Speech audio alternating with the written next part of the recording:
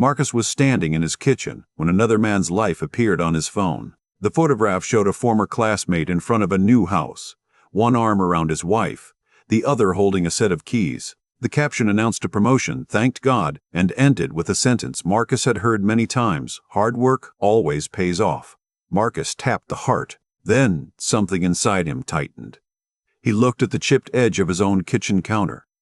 He remembered the raise he had not received. He opened the comments, searched for people from their old school, and noticed who had already congratulated the man. Within a minute, 5 different movements passed through him. I want what he has. It is unfair that he has it. If I had more, I would finally feel secure.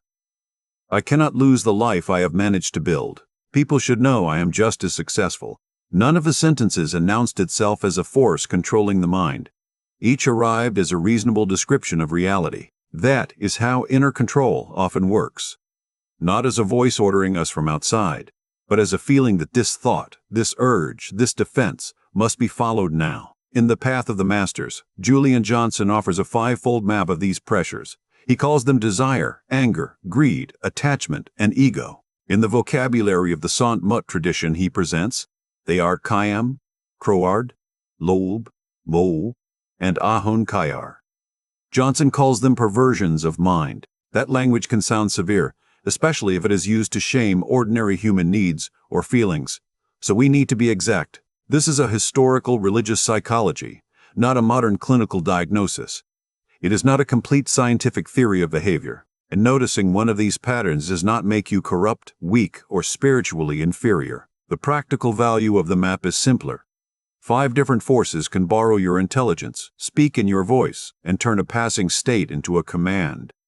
The first is desire. Desire begins with movement toward something: food, touch, achievement, rest, beauty, recognition, a different life. Without desire, we would not cross a room for water, learn a difficult skill, protect a relationship, or imagine a future.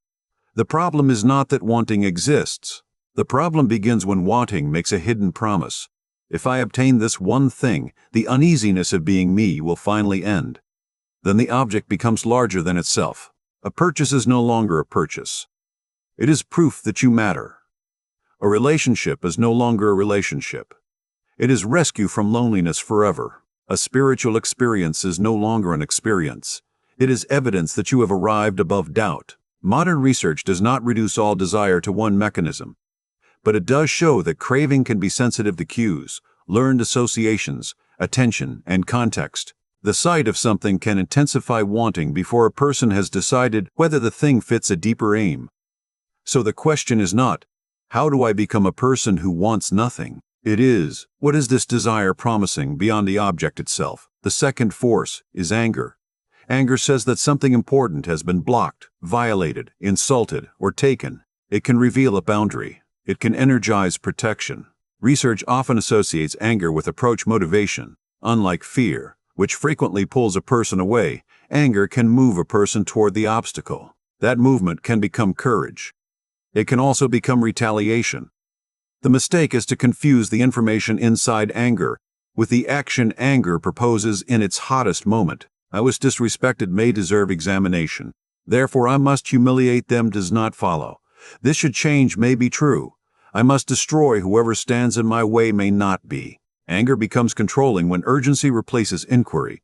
It narrows the world until one response feels inevitable. But here is where the map becomes more revealing. Anger rarely works alone. Marcus did not only want the life in the photograph. His desire recruited anger. Why him and not me? The anger recruited ego. What does his success say about me? Within seconds, one image had become an argument about justice, identity, and worth. The third force is greed. Greed resembles desire, but its language is accumulation. More money, more influence, more proof, more attention, more spiritual status. It does not always look extravagant. Sometimes it looks like respectable preparation that can never admit it has enough. There is nothing shameful about saving, planning, building, or wanting stability. Material insecurity is real. Telling a person with too little to simply detach can become a cruel way of ignoring conditions that need to change. Greed begins somewhere else. It moves the threshold each time you approach it. Enough remains one promotion away, one purchase away, one victory away. What was once a goal becomes a defense against an unnamed fear. The useful question is not, do I own too much? The answer depends on circumstances. Ask instead, what feeling do I believe more will prevent me from ever having to feel again? Now the deeper turn. The fourth force is attachment. And this is where careless spiritual language can cause harm. In psychology, attachment can describe the bonds through which people seek safety, care, and regulation. Healthy attachment is not a defect. Love is not a failure of consciousness. Commitment is not something to outgrow. Johnson's mot is better approached here as clinging, the demand that a person, role, object, belief, or season must remain exactly as it is, because change would threaten the self built around it. Love says, you matter to me. Clinging says, you must not change in a way I cannot control. Grief reveals why the distinction must be gentle. Pain after loss is not proof that someone loved incorrectly. Detachment should never become an excuse to avoid intimacy or abandon responsibility. The question is whether care allows reality, freedom, and change, or whether fear turns care into possession. Marcus felt this force when he looked away from the phone and imagined losing his own job, home, and place in the eyes of his family. His mind was not merely protecting a counter, a title, or a paycheck. It was protecting the identity woven through them. That leads to the fifth force, ego. Ego may be the easiest word to misuse. It is often thrown at anyone who is confident, visible, ambitious, angry, or unwilling to disappear. But healthy dignity is not the enemy. Boundaries are not ego failure. A stable identity helps a person keep promises, repair harm, and move through the world. Johnson's ahankar is the self-assertive, identity-making function. The trouble begins when the image of who I am must be defended at any cost. I am the successful one. I am the spiritual one. I am the one who is never wrong. I am the one people leave. Even a wounded identity can become something the mind protects, because familiar pain may feel safer than an unknown self. Ego control is not simply thinking highly of yourself. It is being unable to let evidence revise the character you believe you must perform. Now look at the full loop. Desire says, get it and you will be complete. Anger says, attack what blocks you. Greed says, more will make you safe.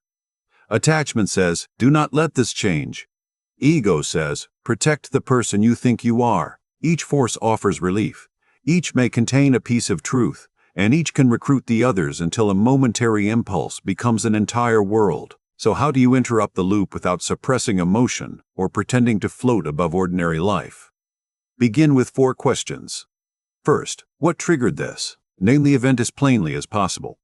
A photograph, a criticism, a delay, a memory, a tone of voice, the absence of a reply. This is not the same as identifying the ultimate cause. It simply separates what happened from everything the mind added afterward. Second, what is this force promising? Desire may promise completion. Anger may promise restored dignity. Greed may promise permanent safety. Clinging may promise protection from grief. Ego may promise immunity from humiliation. Do not mock the promise. Understand why it is persuasive. Third, what might obedience cost? The cost could be money, trust, sleep, honesty, a relationship, or the chance to learn something. Sometimes obedience is appropriate. Anger may point toward a boundary that truly needs action.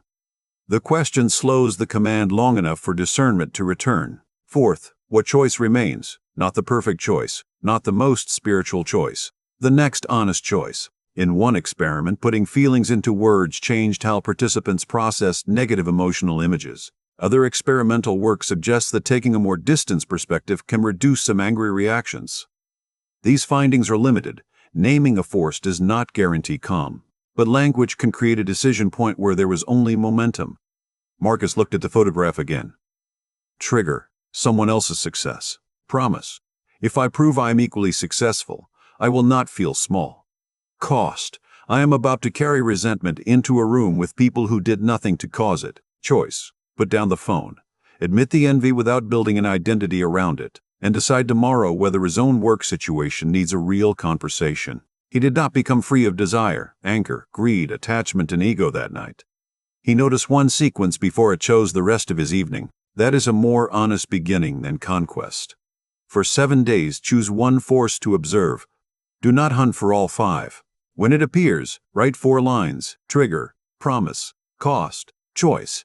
If the pattern involves addiction, violence, trauma, frightening detachment, or behavior you cannot safely interrupt alone, a spiritual vocabulary is not enough. Seek qualified support and practical protection.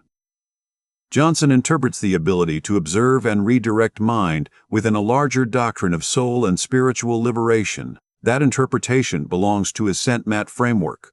The smaller experiment does not require you to settle the metaphysics. It asks only whether a force becomes less absolute when you can recognize its strategy.